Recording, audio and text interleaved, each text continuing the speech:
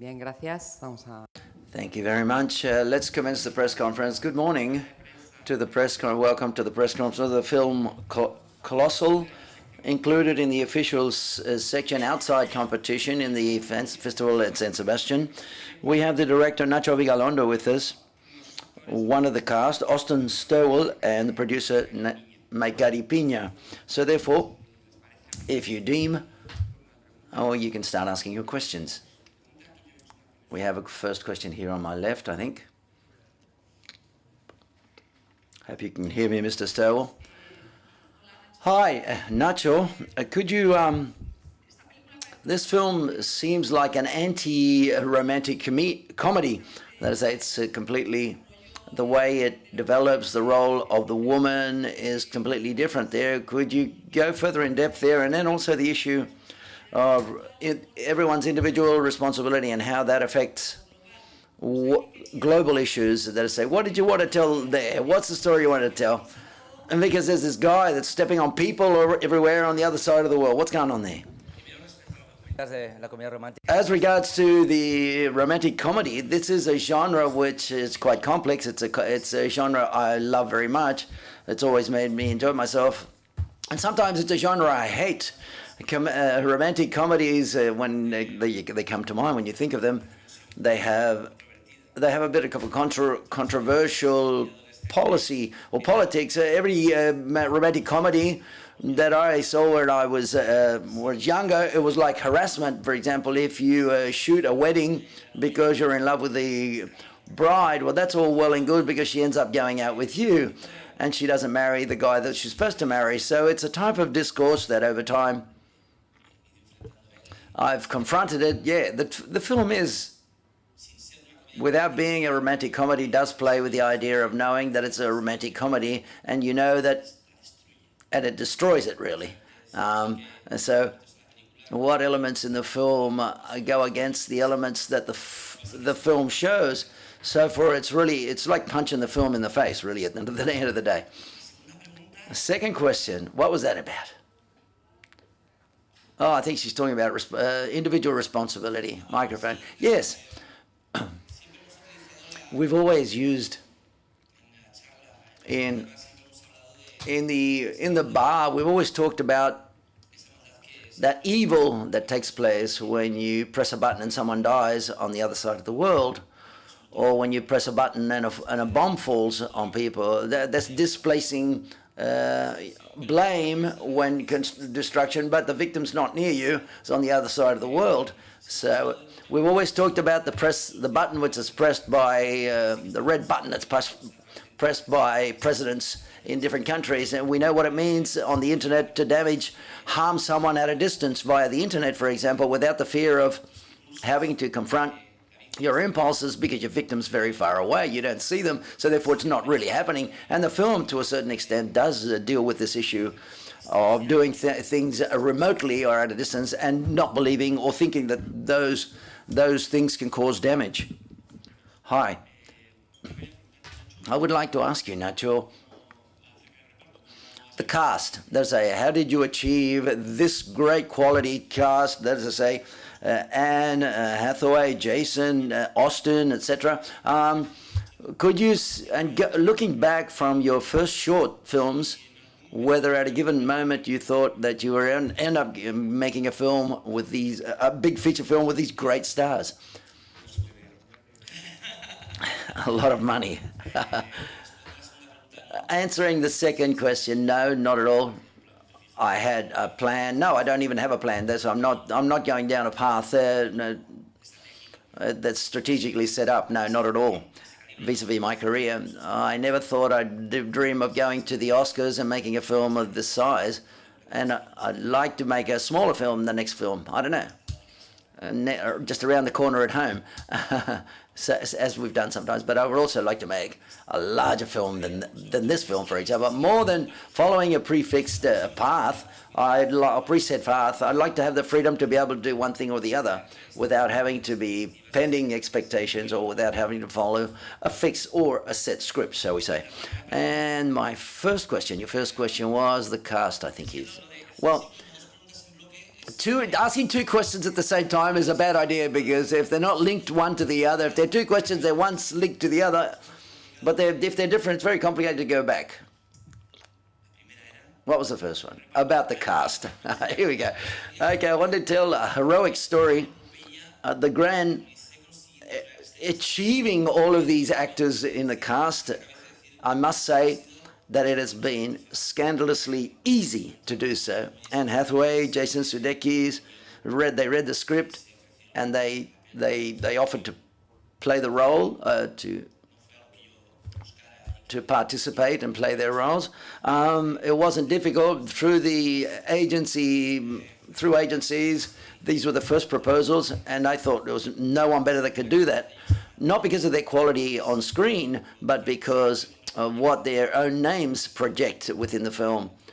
How their own names bring about expectations of the film as something different to what you expect, what you see at the end of the day. And apart from the main actors, we got people. Austin Stowell came along, and those that have seen the film, his role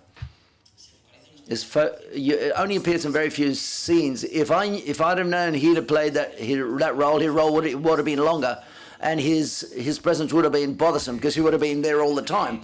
But I wanted to calm down this frustration. I don't know, bringing him out in all of the scenes in all of my 7 films, because we've got a really good relationship that I want to confess, taking advantage that we've got the press in front of you. We want to say that we love each other. And that this is we don't know how far this is going to go. We don't know where we're going. Austin, could you probably say a few words there, or what? It's all true.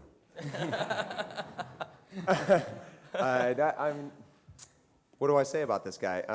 I was embarrassed that I did not know about Nacho Vigalondo before this film, but when the script was given to me, I was told to watch Time Crimes, and I watched it that evening, and that was basically all I needed to know to get involved with this project. And then I start hearing about names like Anne Hathaway and Jason Sudeikis and Tim Blake Nelson, and it was a no-brainer for me because I'm poor. But I had a very different take on for this role. I'm used to playing the quarterback and the soldier and the cop, the lawyer, things like that. And this is a guy who was very outside of that box. This guy is we say in the States, we say a sheep. He doesn't know how to think for himself. All these characters who are making these very outlandish actions in this movie, controlling monsters and dealing with the power struggle and what that would happen, how you would act if you actually had that power to destroy or protect the world. And then you have Joel, who can't really figure out what he wants for breakfast. And so it was a challenge for me, but such a great experience to work with those incredible people, and of course, with my lover, Nacho. Tenías tú aquí. Hi, I would like to know why. I would like to know why you decided to destroy Seoul, in particular. Why Seoul, but destroy Seoul? Well, we had to find a city that was exactly on the other side of the world, and it was the big difference vis-a-vis the context of the film. So something completely different. That is to say, for it to be visually, you could feel completely opposed and different to what you see represented for the rest of the time in the film. For it to be a film within the film, that is to say, in that sense, the city of Seoul thought we fitted in perfectly. Yeah, there's another question over here. I don't like to ask authors about the intention of the work, because the work speaks for itself, but I have a question which is quite compelling, but perhaps you could clear it up. The film talks about people who feel very good in bars, comfortable in bars.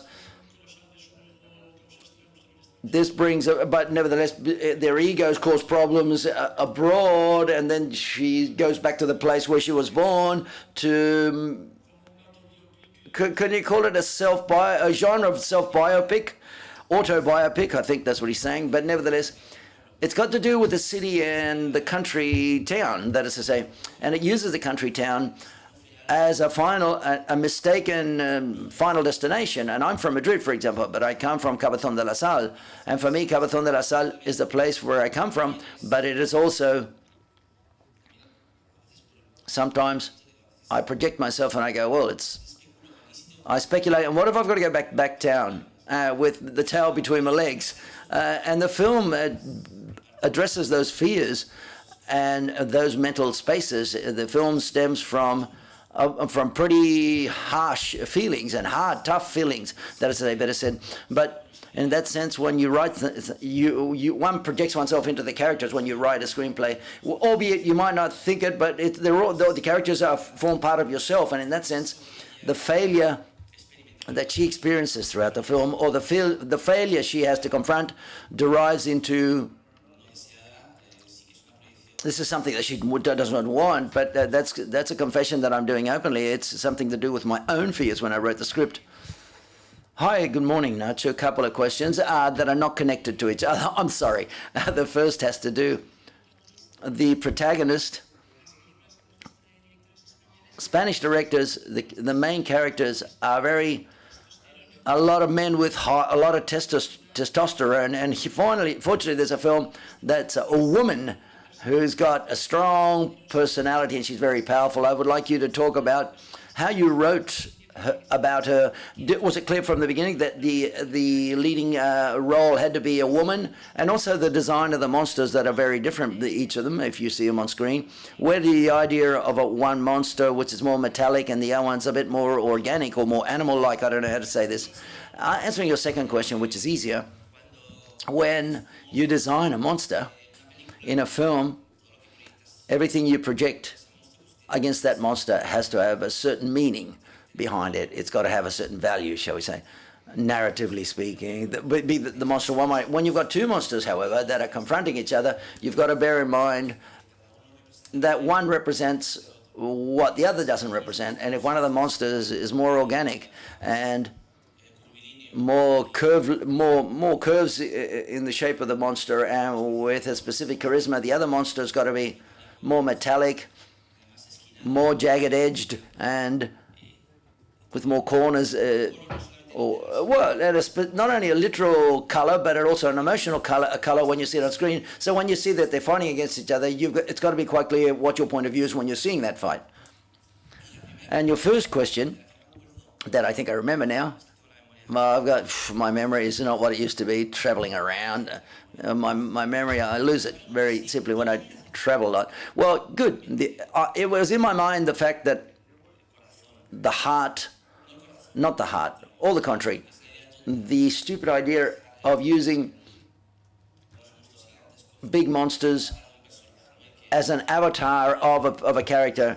The giant consequences happen on the other side of the world. And what if someone falls down here and on the other side of the world a monster falls and knocks down 4 buildings? That was in my head. But I didn't write the script until I found a narrative that was interesting.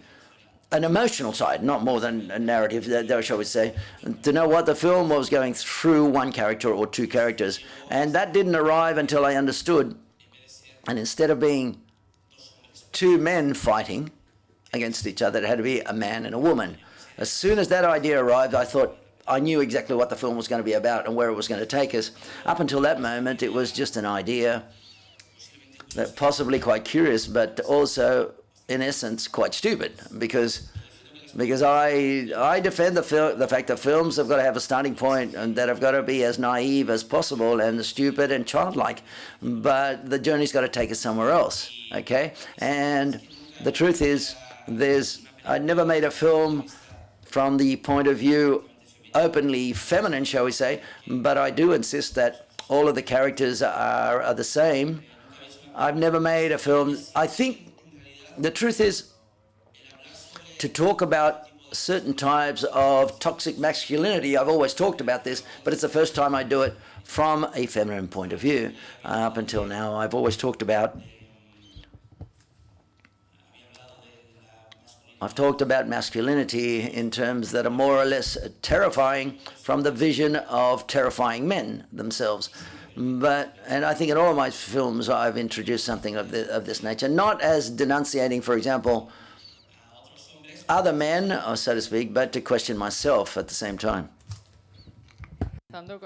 Linking to this, Nachos, congratulations. I had a great time watching the film yesterday, and I like to see that you still feel like playing, which is great. And what I would like to ask you is, and linking to what my colleague has just said, the fact that the man is the robot and the woman is the monster, albeit she's good, is there any further reading into that, or it is what you see, and that's it? Okay, the film has 5 layers of meaning progressively, deeper and deeper and deeper, until you get to the final layer, which is almost a revelation vis-a-vis the state of the issue, state of things. But I'm not going to explain more than that, because I think that all artifacts, which is a narrative or artistic, whatever you want to call it, shouldn't have the author in order to solve those kinds of issues. It's got to talk for itself. Each film has to have the freedom to speak for itself and to turn into what people see in the film when they watch it. I'm horrible when there's a label in a museum that tells you what the painting is like or whatever it is, you know what I'm saying? And I think that destroys the piece of work, art. Here on the front line, please.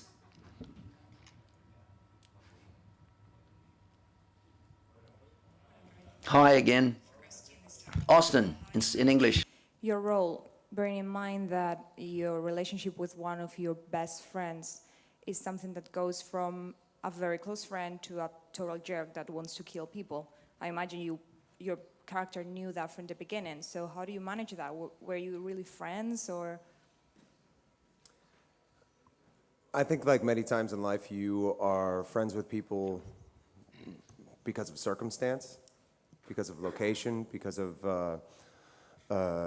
your social position, you know, in terms of you know, how rich you are and what kind of places you hang out in. And Joel is a guy who, like I was saying before, you know, he's a follower, and he doesn't know how to make decisions for himself, so it's very easy for him to fall into the trap of narcissism and you know, Oscar is becoming this, you know, egomaniac, and Joel doesn't have the courage or the bravery to stand on his own and say, no, don't do this. He just continues to go along with this. And I've had a theory of my own. When I first read the script, I thought that that all the characters, all the male characters in the script are actually the voices inside Gloria's head. That they are different. You remember the first Skype conversation we had? Yeah. We talk about that. Right. Like all those guys being a projection of.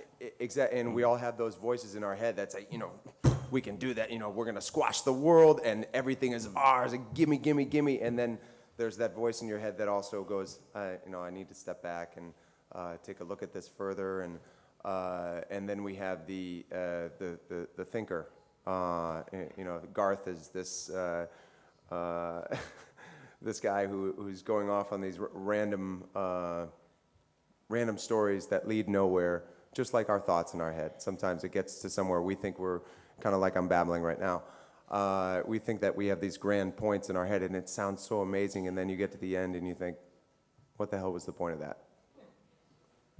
So, I guess to get back to your question about why Joel and Oscar are together, it's because they need each other to a certain extent. You know, Oscar needs the support of somebody who will always agree with him, who knows that he's, you know, we all like to have yes men around us.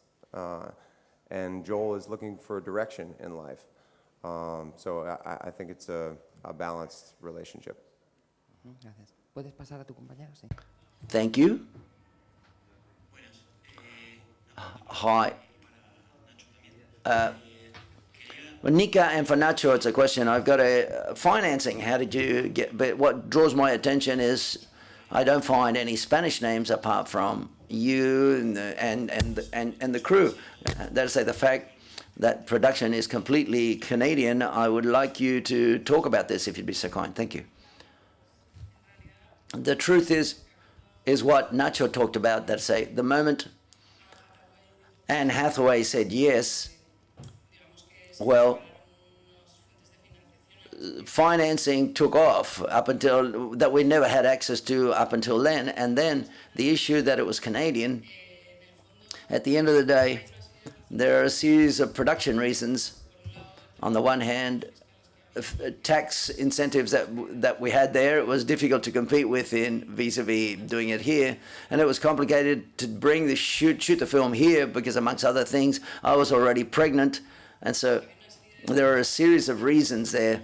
Also, for example, to make the locations, for example, to build an American city in Spain would increase the budget as well. So therefore, there are a whole series of reasons for which we decided to shoot there, okay? In Canada, in Vancouver, I think she said. Nacho, did you want to add anything there? No, well,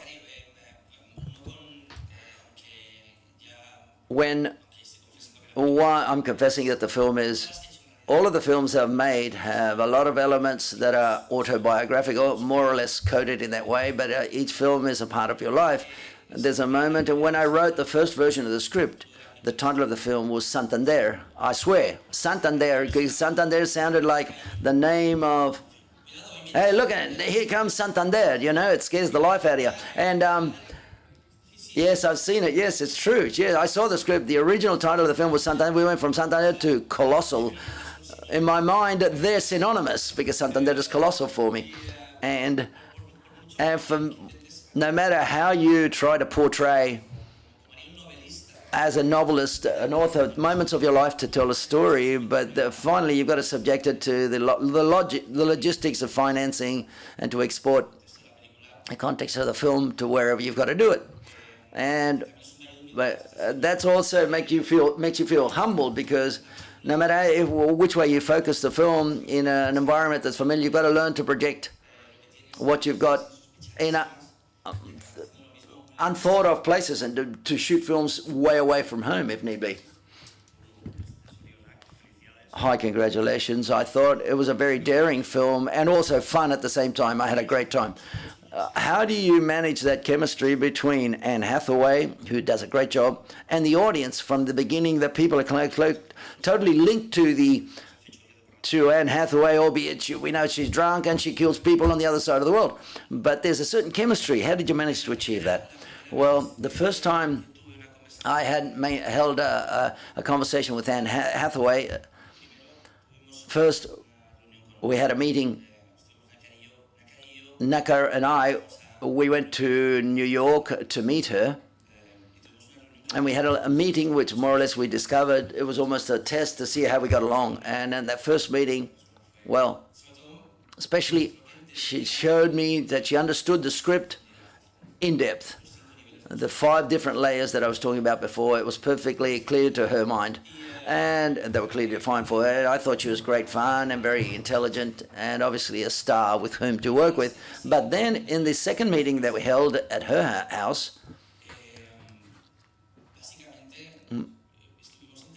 we were exchanging anecdotes of drunk sessions, of getting drunk. We confessed that there were moments in our past, both of us, that we didn't have complete control of things, and we talked a lot about the things that we wrecked, but at a lower level that we'd carried out when we were drunk. And that dialogue and those confession session, we defined we could see how Gloria was going to be on the screen. It's a very delicate issue, because she's got to win the audience from the first moment, and the audience has to feel an accomplice, but she's not an innocent character, and we want to pay justice to the character at the same time, and to not believe that cover her,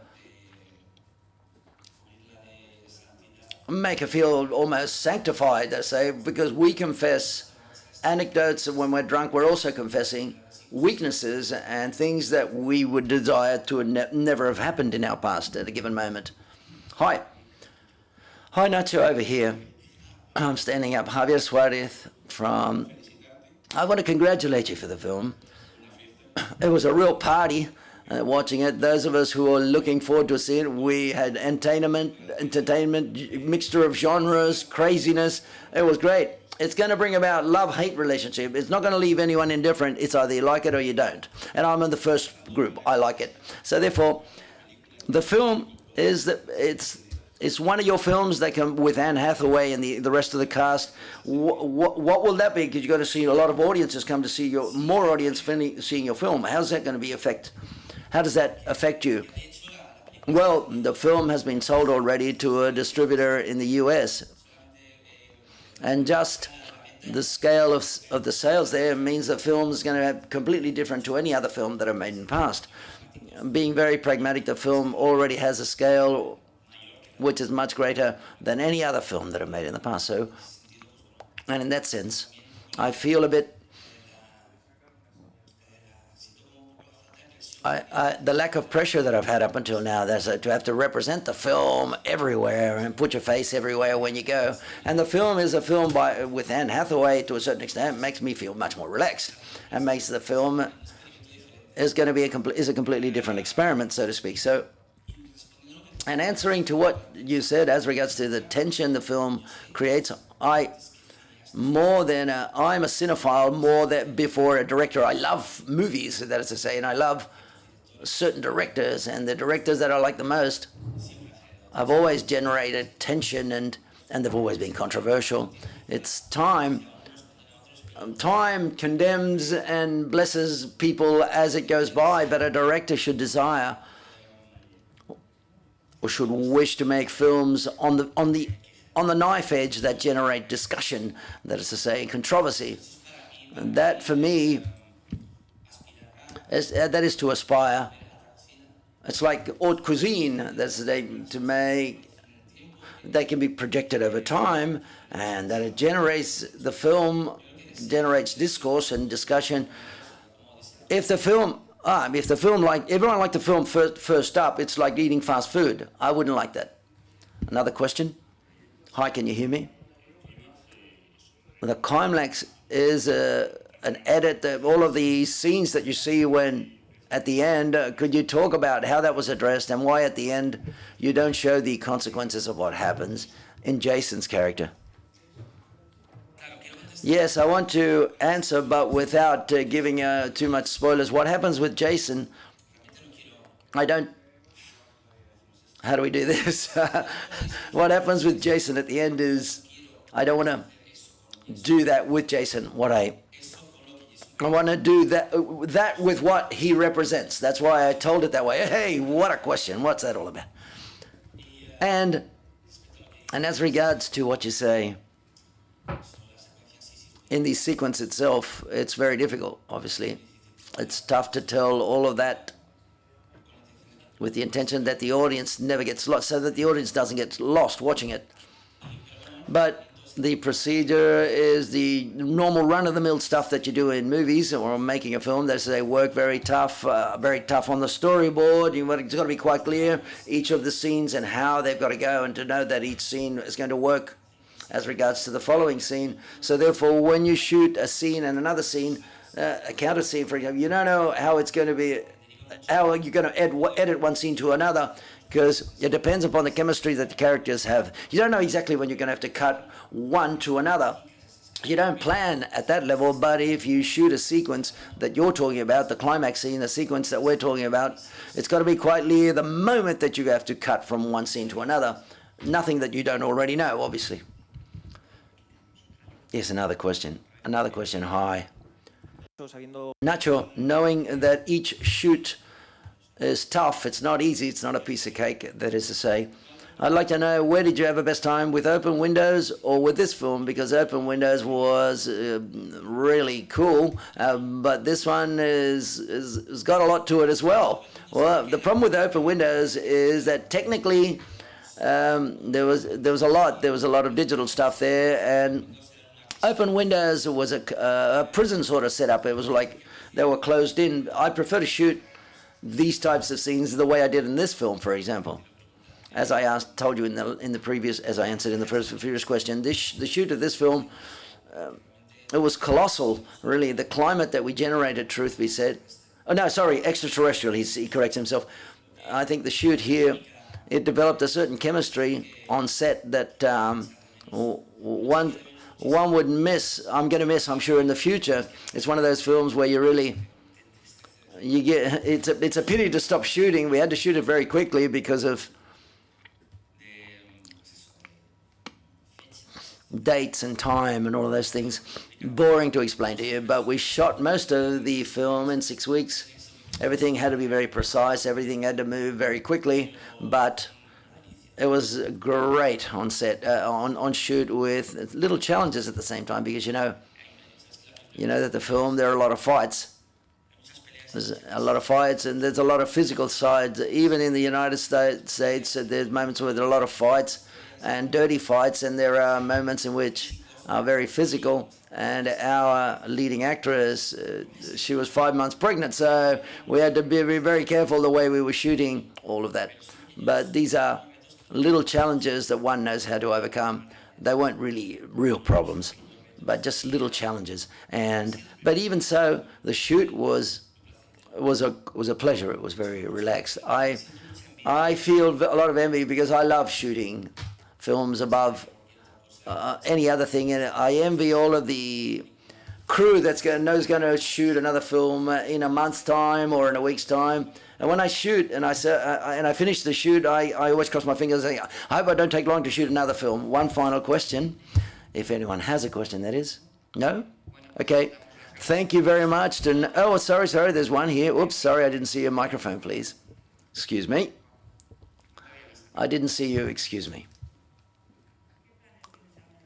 What have you got in hand at present? Any plans? I haven't got any idea. Something that's floating in the air, but if it was to be confirmed, it would fulfill my small dream of doing something on TV. But that I can't say really much for the time being. TV, but I'm talking about TV in the US, and I'm writing. And more than knowing what to do, I would like to know that I've got the freedom of being able to make a film, a small film, in Spain, in Spanish, and with actors and actresses that I like very much, for example, and at the same time make a film, perhaps in the United States, with monsters and spaceships and laser rays and cars blowing up. I like that. I like that a lot as well. So therefore, I'd like to be able to not have to decide in the future and to have it all. Okay, thank you very much, Nacho, Nakane, and Austin. Good luck with the film.